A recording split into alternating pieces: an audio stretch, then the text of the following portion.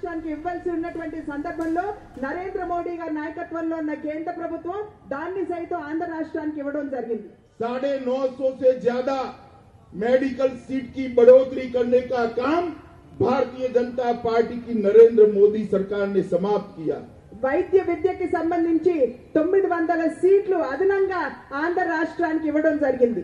इसके अलावे Doordarshan centre, Akashvani centre, passport कार्यालय, मेंटल हेल्थ एंड रिहेबिलिटेशन का सेंटर नेल्लोर में, नेशनल कामधेनु ब्रीडिंग सेंटर चितला देवी के अंदर, national academy of custom and narcotics पाला में, ये सारा काम भारतीय जनता पार्टी की सरकार ने किया. నేషనల్ నార్కోటిక్స్ సెంటర్ అదే విధంగా అనేక సంస్థలు ఏదైతే బిల్లులో పేర్కొనబడిందో అదే విధంగా బిల్లులో లేనటువంటి సంస్థల్ని సైతం ఆంధ్ర రాష్ట్రానికి ఇవ్వడం జరిగింది. యూనివర్సిటీతో సైతం Kamdhenu breeding centre, regional centre for mental habilitation, Doordarshan Kendra, Akashvani और क्षेत्रीय पासपोर्ट, ఇగ్నూ సెంటర్ కావచ్చు, మెంటల్ హెల్త్ కి సంబంధించినటువంటి సంస్థ కావచ్చు, ట్రైబల్ యూనివర్సిటీ కావచ్చు, ఇవన్నీ కూడా ఆంధ్ర రాష్ట్రానికి ఇవ్వడం జరిగింది. कुल मिलाकर 20 राष्ट्रीय कक्षा के इंस्टीट्यूशन भारतीय जनता पार्टी की सरकार ने ये नए आंध्र प्रदेश के अंदर खोलने का काम ये भारतीय जनता पार्टी की सरकार ने. దగ్గర జాతీయ స్థాయిలో ఖ్యాతిగాంచినటువంటి 20 ఇన్స్టిట్యూషన్స్ ని ఆంధ్ర రాష్ట్రంలో స్థాపించేటువంటి కార్యక్రమాన్ని భారతీయ జనతా పార్టీ నాయకత్వంలో కేంద్ర ప్రభుత్వం చేసింది.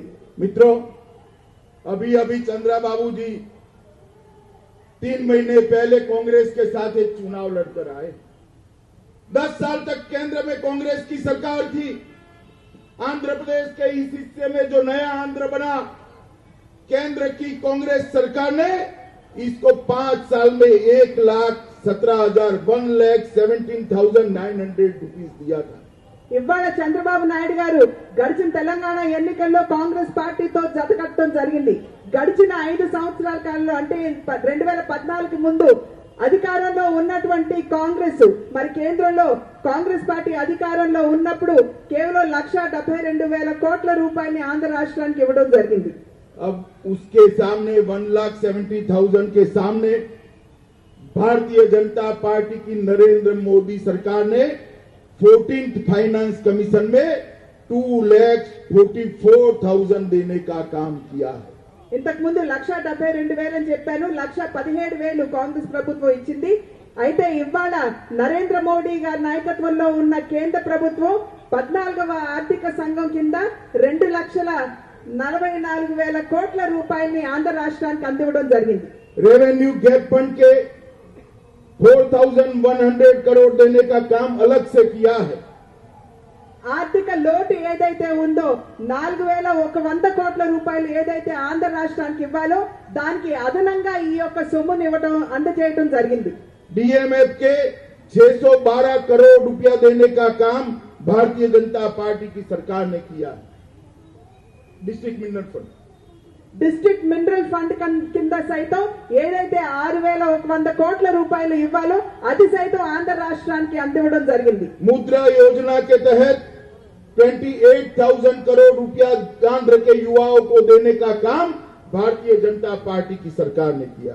ముద్రా యోజన కింద 21,000 కోట్ల రూపాయలని ఆంధ్ర రాష్ట్రానికి అందివ్వడం జరిగింది. भारत माला के तहत 44,000 करोड़ रुपया देने का काम भारतीय जनता पार्टी की सरकार ने किया. భారత్ మాల అనేటువంటి కేంద్ర ప్రభుత్వం చేపట్టినటువంటి కార్యక్రమం కింద 44,000 కోట్ల రూపాయలని ఆంధ్ర రాష్ట్రానికి అందివ్వడం జరిగింది. सागर माला के तहत 1,64,000 करोड़ रुपया देने का काम भारतीय जनता पार्टी की सरकार ने किया. సాగర్ మాల అనేటువంటి బృహత్తరమైనటువంటి కార్యక్రమం కింద 1,64,000 కోట్ల రూపాయలని ఆంధ్ర రాష్ట్రానికి అందివ్వడం జరిగింది. अलग अलग 31 सेंट्रल प्रोजेक्ट के अंदर 3,09,000 करोड़ रुपया देने का काम भारतीय जनता पार्टी की नरेंद्र मोदी सरकार ने किया. ఏదైతే 31 సంస్థలకు సంబంధించినటువంటి విషయాల కింద వారు చేపట్టినటువంటి కార్యక్రమాల కింద 3 లక్షల పైచిలకు కోట్ల రూపాయలని కేంద్ర రాష్ట్రానికి కేటాయించడం జరిగింది. और नेशनल इंपोर्टेंस के प्रोजेक्ट के अंदर 15,000 करोड़ 15,000 करोड़ रुपया देने का काम भारतीय जनता पार्टी की सरकार ने నేషనల్ ఇంపార్టెన్స్ అంటే జాతీయ హోదా కింద అనేక కార్యక్రమాలకి ఇవాళ 15,000 కోట్ల రూపాయలని కేటాయించడం జరిగింది ఆంధ్ర రాష్ట్రానికి. ये सब का टोटल मिला जाए तो 5,56,985 करोड़ रुपया देने का काम ये भारतीय जनता पार्टी की नरेंद्र मोदी सरकार ने. ఇవన్నీ కనుక మనం కలుపుకున్నట్లయితే 5,36,900 పైచిలకు కోట్ల రూపాయలని ఆంధ్ర రాష్ట్రానికి ఇవ్వడం కావచ్చు, కేటాయించడం కావచ్చు జరిగింది. मित्रों, कांग्रेस पार्टी ने 1,17,000 करोड़ दिया था. भारतीय जनता पार्टी की सरकार ने 5,56,000 करोड़ रुपया दिया है. मगर उनको कांग्रेस पार्टी अच्छी लगती है, भाजपा पार्टी के साथ से बाहर निकल आए. కాంగ్రెస్ పార్టీ వారు అధికారంలో ఉన్నటువంటి సమయంలో ఆంధ్ర రాష్ట్రానికి 1,17,000 కోట్ల రూపాయలు ఇచ్చినట్లయితే దానికి భిన్నంగా భారతీయ జనతా పార్టీ గడిచిన 5 సంవత్సరాల కాలంలో 3 లక్షల పైచిలకు కోట్ల రూపాయలని ఆంధ్ర రాష్ట్రానికి 5 లక్షల పైచిలకు కోట్ల రూపాయలని 5,56,000 కోట్ల పైచిలకు కోట్ల రూపాయలని ఆంధ్ర రాష్ట్రానికి కేటాయిస్తే ఇవాళ భారతీయ జనతా పార్టీ కంటే కూడా కాంగ్రెస్ పార్టీ ఇవాళ చంద్రబాబు నాయుడు గారికి చాలా ముద్దుగా కనపడుతుంది. मैं चंद्रबाबू नायडू जी को इतना ही कहना चाहता हूं, आप जरा आंध्र प्रदेश की जनता को बता दीजिए कि 1,70,000 करोड़ देने वाली कांग्रेस पार्टी आपको अच्छी लगती है और आंध्र की जनता के विकास के लिए 5,56,000 करोड़ देने वाले नरेंद्र मोदी जी का साथ आपने क्यों छोड़ा है? ఇవాళ సభాముఖంగా నేను ప్రశ్నిస్తున్నాను, చంద్రబాబు నాయుడు గారు సమాధానం ఇవ్వాలి. ఏదైతే కాంగ్రెస్ పార్టీ 1,17,000 కోట్ల రూపాయలు మాత్రమే ఆంధ్ర రాష్ట్రానికి ఇచ్చిందో దానికి వేరుగా ఇవాళ 5 లక్షల పైచిలకు కోట్ల రూపాయలని ఆంధ్ర రాష్ట్రానికి అందించి ఆంధ్ర రాష్ట్ర అభివృద్ధికి పెద్దపీట వేసినటువంటి భారతీయ జనతా పార్టీని ఎందుకు వదిలారో వారు సమాధానం చెప్పాల్సినటువంటి అవసరం ఉన్నది. और आपका और विकास का कोई लेन देन नहीं है, आपका और भ्रष्टाचार का सीधा लेन देन है चंद्रबाबू जी, आपका और करप्शन का सीधा लेन देन है. చంద్రబాబు నాయుడు గారు మీకు మరియు ఆంధ్ర రాష్ట్ర అభివృద్ధికి ఎటువంటి సంబంధం లేదు, కానీ మీకు అవినీతికి మాత్రమే అవినాభావ సంబంధం ఉన్నది అని చెప్పి నేను భావిస్తున్నాను. मित्रों, मैं चंद्रबाबू जी को एक शार्प क्वेश्चन पूछना चाहता हूं. आपका क्षेत्र रायलसीमा के अंदर 14 साल आप मुख्यमंत्री रहे, एक भी इरिगेशन प्रोजेक्ट आपने शुरू किया है तो जरा इसका नाम रायलसीमा की जनता को बता दीजिए. నేను ఇవాళ చంద్రబాబు నాయుడు గారిని సభాముఖంగా ప్రశ్నిస్తున్నాను. మీరు ఈ 5 సంవత్సరాలు కలుపుకుని గడిచిన 9 సంవత్సరాల కాలంతో చూసుకున్నట్లయితే 14 సంవత్సరాలు మీరు అధికారంలో ఉన్నటువంటి సందర్భంలో ఏదైతే రాయలసీమ ప్రాంతం నుండి మీరు వస్తారో ఆ రాయలసీమలో కనీసం ఒక్క ప్రాజెక్ట్ అయినా సరే మీరు సంపూర్ణం చేశారా, కంప్లీట్ చేశారా అని చెప్పి సభాముఖంగా నేను వారిని ప్రశ్నిస్తున్నాను. मित्रों, हरि बाबू जी यहाँ बैठे हैं, हरि बाबू जी गवाह है. कई मीटिंगें हुई थी तेलुगु देशम पार्टी के नेता और स्वयं चंद्रबाबू जी के साथ. हर मीटिंग में हरि बाबू थे. स्पेशल स्टेटस से जितना रुपया आंध्र प्रदेश को मिलना चाहिए था उससे कई ज्यादा रुपया नरेंद्र मोदी जी देने के लिए तैयार थे, मगर उन्होंने योजना बनाकर केंद्र सरकार को नहीं भेजी.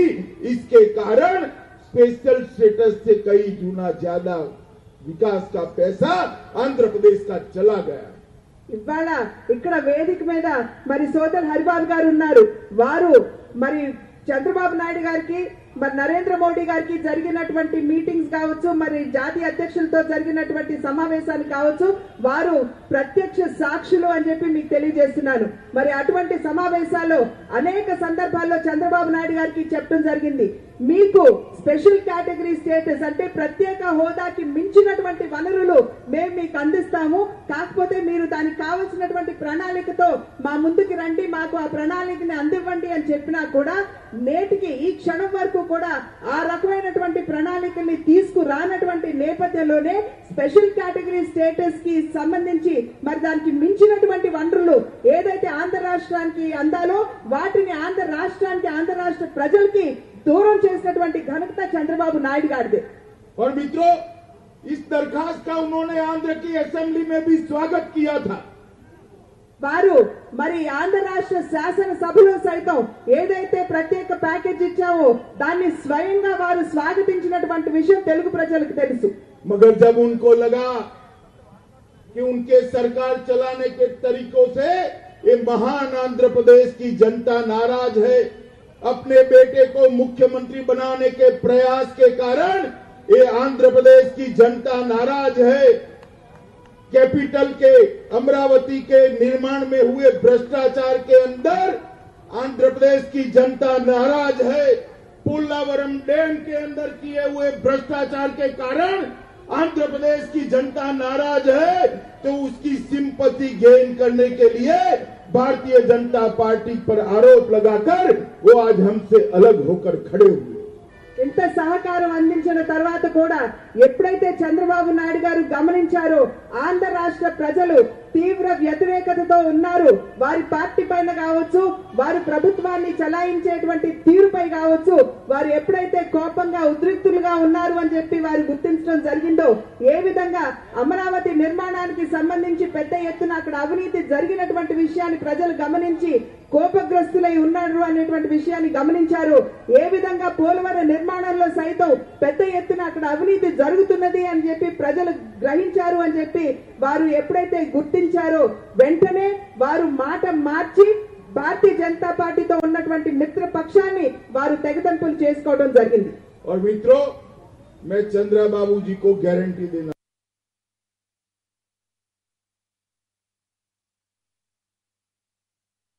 चाहता हूं, बोलकर साथ छोड़कर निकले हैं, आंध्र की जनता आपको स्वीकार करने वाली नहीं है। आज हम यात्रा लेकर निकलने वाले हैं, आंध्र की हर असेंबली में जाकर आंध्र की जनता को ये परिस्थिति बताकर जागरूक करेंगे। आप हमारी महिला नेता को धमकी देते हो, परिणाम भुगतने पड़ेंगे। चंद्रबाबू जी, हमारी नेत्री को आप हाथ नहीं लगा सकते, मगर आंध्र की जनता आपको परिणाम दिखाने के लिए तैयार है। ఇంతకు ముందు వారు చెప్పడం జరిగింది, ఏ విధంగా చంద్రబాబు నాయుడు గారు తన కొడుకుని ముఖ్యమంత్రి చేయాలి అని చెప్పి ఆలోచించారు, దాని పట్ల కూడా తెలుగు ప్రజలు కోపంతో ఉన్నటువంటి విషయాన్ని దాన్ని స్వాగతించేటువంటి పరిస్థితి ఆంధ్ర రాష్ట్రంలో లేనటువంటి విషయాన్ని గ్రహించి మరి చంద్రబాబు నాయుడు గారు భారతీయ జనతా పార్టీలో తెగతింపులు చేసుకున్నటువంటి విషయాన్ని ప్రజలు గ్రహించాలి అని చెప్పి వారు చెబుతూ వారు ఇవాళ భారతీయ జనతా పార్టీ మరి రాష్ట్రంలో జరుగుతున్నటువంటి అన్యాయం ఏదైతే ఉందో, అవినీతి ఏదైతే ఉందో దానికి విరుద్ధంగా ఇవాళ బస్ యాత్రని నిర్వహించేటువంటి ప్రయత్నంలో భారతీయ జనతా పార్టీ ఉంది। అదే విధంగా భారతీయ జనతా పార్టీకి సంబంధించినటువంటి ఒక మహిళా నాయకురాలు ఏ విధంగా రాష్ట్ర ముఖ్యమంత్రి చంద్రబాబు నాయుడు గారు అవమానపరిచారో మనందరికీ తెలుసు। మరి ఇవాళ సభాముఖంగా నేను వారికి చెప్తున్నాను, మా పార్టీకి సంబంధించినటువంటి ఏ మహిళా కార్యకర్తనైనా సరే మీరు అవమానపరిస్తే సహించేటువంటి స్థాయిలో పరిస్థితిలో భారతీయ జనతా పార్టీ లేదు అని చెప్పి సభాముఖంగా మీకు తెలియజేస్తున్నాను। मित्रों, ये दोनों पार्टियां वाईएसआर कांग्रेस और चंद्रबाबू नायडू की पार्टी, दोनों पार्टियां परिवारवादी पार्टियां हैं। दोनों पार्टियों के नेता भ्रष्टाचारी नेता है, वो आंध्र प्रदेश का कल्याण नहीं कर सकते। ఇవాళ ఒక పక్క తెలుగుదేశం పార్టీ, రెండో వైపు వైఎస్ఆర్ కాంగ్రెస్ పార్టీ, ఈ రెండు పార్టీల్లో కూడా మరి ఒకే ఒక కుటుంబానికి సంబంధించినటువంటి పాలన ఉన్నటువంటి విషయాన్ని మనం ఇక్కడ గ్రహించాలి। అదే విధంగా ఈ రెండు పార్టీలు కూడా అవినీతిలో కూరుకుపోయినటువంటి విషయాన్ని మనం ఇక్కడ గ్రహించాలి। मित्रों, आंध्र प्रदेश का कल्याण तभी हो सकता है कि मोदी जी के नेतृत्व में आंध्र प्रदेश में आप एक ऐसा चुनाव परिणाम लेकर आए कि भारतीय जनता पार्टी के अलावे कोई सरकार बना न पाए, तभी जाकर ये भ्रष्टाचार पर अंकुश लगा सकते हैं। नरेंद्र मोदी जी के अलावे ये भ्रष्टाचार को कोई रोक नहीं सकता। ఇవాళ కార్యకర్తలంగా మనం అందరం కూడా గుర్తించవలసినటువంటి విషయం, ఎప్పుడైతే కేంద్రంలో నరేంద్ర మోడీ గారిని తిరిగి ప్రధానిగా మనం చూడగలుగుతామో, అదే విధంగా వారి ఆలోచనకు అనుగుణంగా ఆంధ్ర రాష్ట్రంలో సైతం ఒక సత్ఫలితాన్ని మనం ఎప్పుడైతే మనం పార్టీకి అందివ్వగలుగుతామో, అంటే ఆ సత్ఫలితం ఏమిటంటే భారతీయ జనతా పార్టీ సహకారం లేకుండా ఆంధ్ర రాష్ట్రంలో ప్రభుత్వం నిర్మాణం చేసేటువంటి అవకాశం ఉండదు అనేటువంటి విషయాన్ని, ఆ రకమైనటువంటి ఫలితాలను ఎప్పుడైతే అంటే భారతీయ జనతా పార్టీ భాగస్వామ్యం లేకుండా ఇక్కడ ప్రభుత్వం ఉండదు అనేటువంటి విధంగా మనం ఎప్పుడైతే ఫలితాలని సాధించగలుగుతామో, అప్పుడే మనం రాష్ట్రంలో ఉన్నటువంటి అవినీతిపై మనం నిరోధించేటువంటి అవకాశం ఉంటుందని చెప్పి మనం గుర్తించాలి। मित्रों, नरेंद्र मोदी जी ने 5 साल के अंदर देश में 2 करोड़ से ज्यादा प्रधानमंत्री आवास योजना के गरीबों के घर बनाए हैं। आंध्र प्रदेश के अंदर 10 लाख घर बनाने का काम प्रधानमंत्री नरेंद्र मोदी जी ने किया है। ప్రతి ఒక్క పేదవాడి తలపై గూడు ఉండాలి అనేటువంటి ఆకాంక్షతోటి నరేంద్ర మోడీ గారు దేశవ్యాప్తంగా 2 కోట్ల ఇళ్లని వారు మంజూరు చేస్తే, కేవలం ఒక్క ఆంధ్ర రాష్ట్రానికే 10 లక్షల ఇళ్లని మంజూరు చేసినటువంటి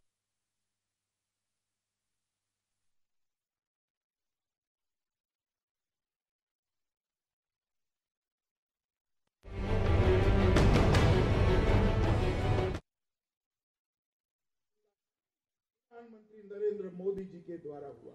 జన్ధన్ అనేటువంటి ఒక ప్రతిష్టాత్మకమైనటువంటి యోజన కింద నరేంద్ర మోడీ గారు దేశవ్యాప్తంగా 30 కోట్ల మంది లబ్ధిదారులకి లబ్ధిని చేకూర్చితే, ఒక్క ఆంధ్ర రాష్ట్రంలోనే 90 లక్షల మంది పేదలకి లబ్ధి చేకూర్చినటువంటి విషయాన్ని మనం గుర్తించాలి। प्रधानमंत्री उज्ज्वला योजना के तहत देश में 6 करोड़ गरीब महिलाओं को गैस का सिलेंडर दिया है। चंद्रा बापू जी कोऑपरेट नहीं करते हैं, फिर भी आंध्र के अंदर लाखों गरीब महिलाओं को फ्री ऑफ कॉस्ट गैस का सिलेंडर देने का काम नरेंद्र मोदी सरकार ने किया है। ఏదైతే పేద మహిళకి ఉచితంగా గ్యాస్ కనెక్షన్ ఇవ్వాలి అని చెప్పి ఉజ్వల అనేటువంటి ఒక మంచి కార్యక్రమంతో నరేంద్ర మోడీ గారు ముందుకు వచ్చారో, దేశవ్యాప్తంగా 6 కోట్ల మంది పేద మహిళలకి మనం ఉచితంగా గ్యాస్ ఇచ్చాము। అయినప్పటికీ ఇప్పుడు ఆంధ్ర రాష్ట్రంలో చూస్తే చంద్రబాబు నాయుడు గారు మనకి సహకరించకపోయినప్పటికీ కూడా లక్షలాది మంది పేద మహిళలకి మనం ఉచితంగా గ్యాస్ ఇవ్వగలిగాం। मित्रों, 91,000 गरीबों के घर में बिजली पहुंचाने का काम आंध्र प्रदेश में नरेंद्र मोदी सरकार ने किया। ఆంధ్ర రాష్ట్రంలో మరి ఎప్పటి వరకు అసలు విద్యుత్ లేనటువంటి 91,000 మంది పేద ఇళ్లకి మనం విద్యుత్తుని తీసుకొచ్చేటువంటి కార్యక్రమాన్ని కూడా నరేంద్ర మోడీ గారి నాయకత్వంలో మనం చేయగలిగాం। 37 लाख गरीबों के घर में टॉयलेट बनाने का काम भारतीय जनता पार्टी की नरेंद्र मोदी सरकार ने किया। 37 లక్షల మంది పేదల ఇళ్లలో ఎవరి ఇంట్లో అయితే మరుగుదొడ్డి లేదో వారి ఇళ్లలో మరుగుదొడ్ల యొక్క నిర్మాణం సైతం ఇవాళ నరేంద్ర మోడీ గారి నాయకత్వంలో మనం చేయగలిగాం। 27 लाख युवाओं को प्रधानमंत्री मुद्रा योजना की लोन देने का काम भारतीय जनता पार्टी की नरेंद्र मोदी सरकार ने किया। ముద్రా యోజన కింద 27 లక్షల మంది యువతకు మనం ముద్రా లోన్స్ ఇచ్చేటువంటి కార్యక్రమాన్ని సైతం ఇక్కడ మనం చేసుకోగలిగాం।